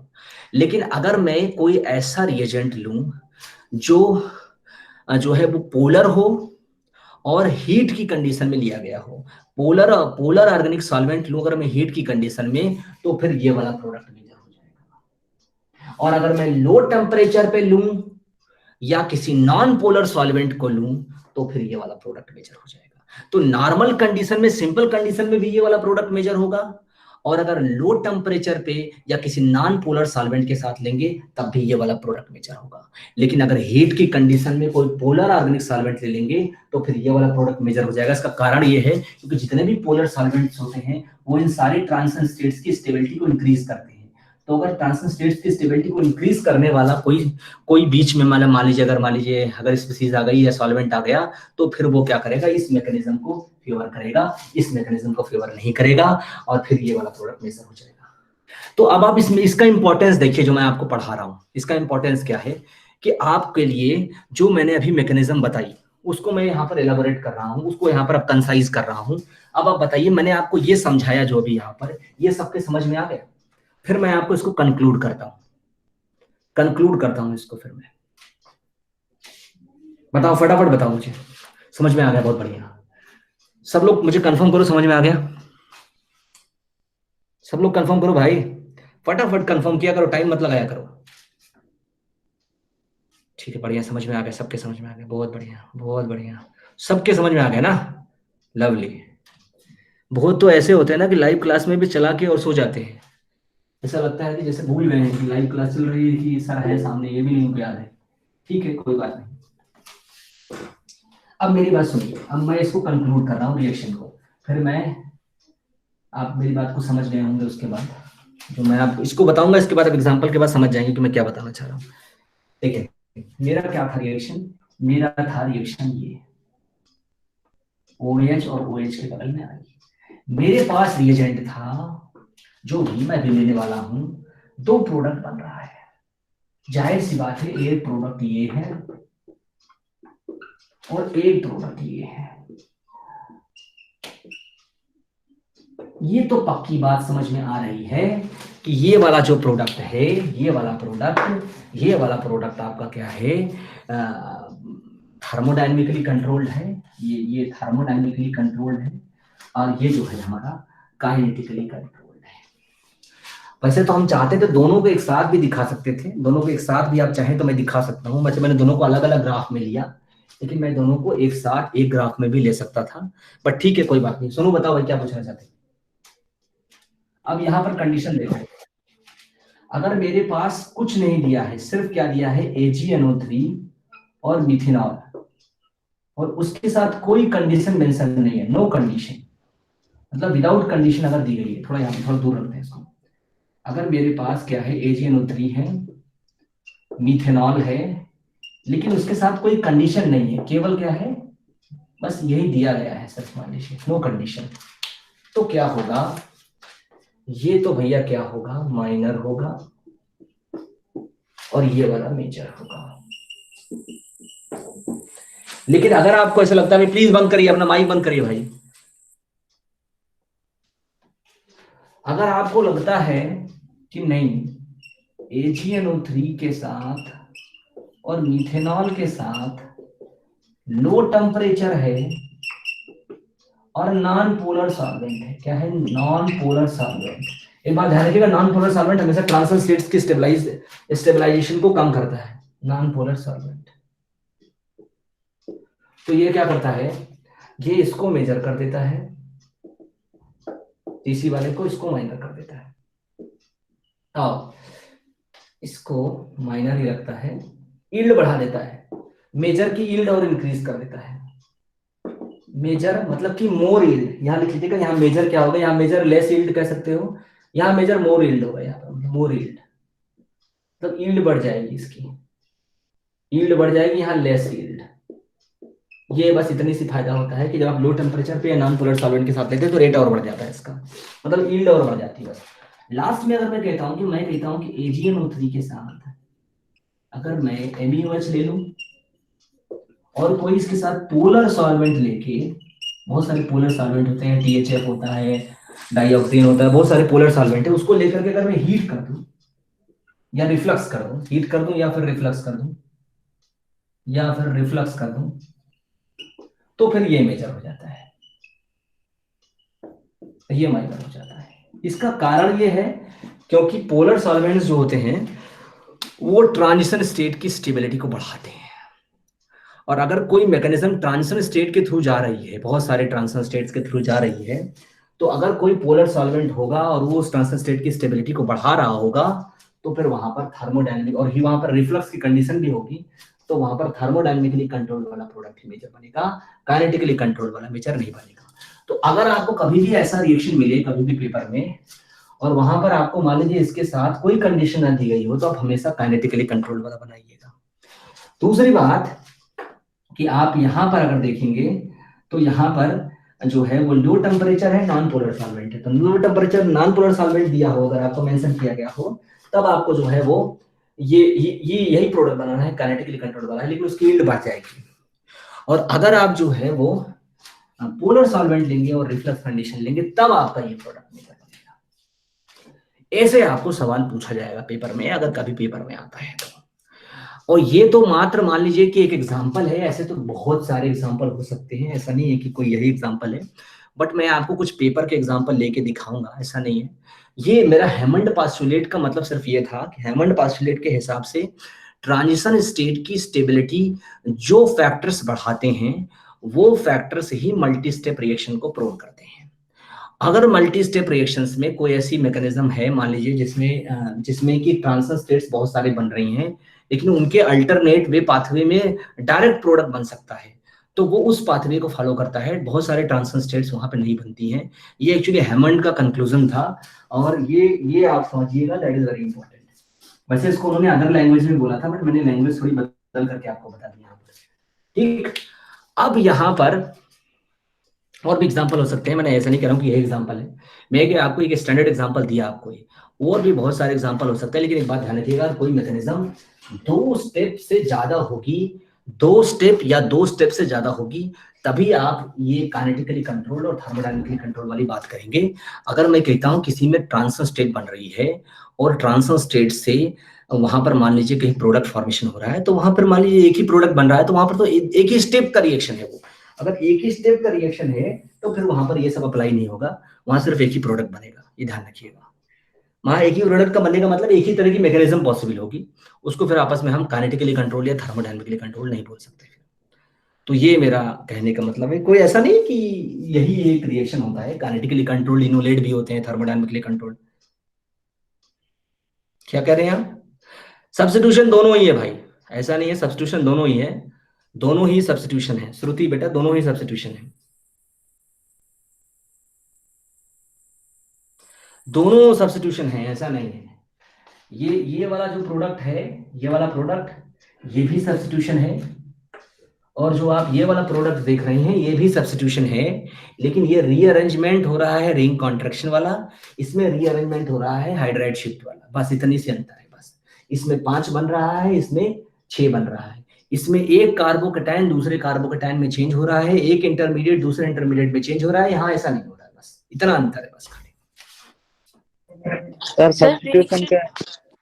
सब्स्टिट्यूशन नहीं समझ में आ रहा है तुमको यार? आई आई हटा के ओएम लग रहा है, तो यही सब्स्टिट्यूशन है, और क्या? सर सब्स्टिट्यूशन में सभी रिएक्शन में पोलर और नॉन पोलर सम्स के प्रोडक्ट डिसाइड करना पड़ेगा सर? सब्स्टिट्यूशन में हाँ बिल्कुल, सब्स्टिट्यूशन में नहीं, सब्स्टिट्यूशन में नहीं, सब्स्टिट्यूशन में करता है बेस, वो तो एलिमिनेशन सब्स्टिट्यूशन का कंपैरिजन आप पूछ रहे हैं, वो तब होता है जब आप बेस और न्यूक्लियोफाइल से कंपेयर करें उसको। यहाँ बेस और न्यूक्लियोफाइल का कोई लेना देना नहीं बेटा, यहाँ तो AgNO3 लिया गया है, ये तो कार्बोकैटायन बना रहा है सीधा, मिथेनॉल जो है वो न्यूक्लियोफाइल है इसलिए सब्स्टिट्यूशन हो रहा है। अगर आप बेस ले लेंगे तो यही एलिमिनेशन हो जाएगा, तो वो एक अलग बात है, उसको मैं बाद में बताऊंगा आपको। ये तो मैं अभी आपको सब्स्टिट्यूशन के लिए बता रहा हूँ केवल, अगर आप बेस ले लेंगे इस न्यूक्लियोफाइल की जगह पे तो एलिमिनेशन हो जाएगा, बस इतना अंतर है। मतलब कार्बोकैटायन तो बनेगा ही बनेगा, लेकिन उसके बाद एलिमिनेशन हो जाएगा, बस इतना सा अंतर है।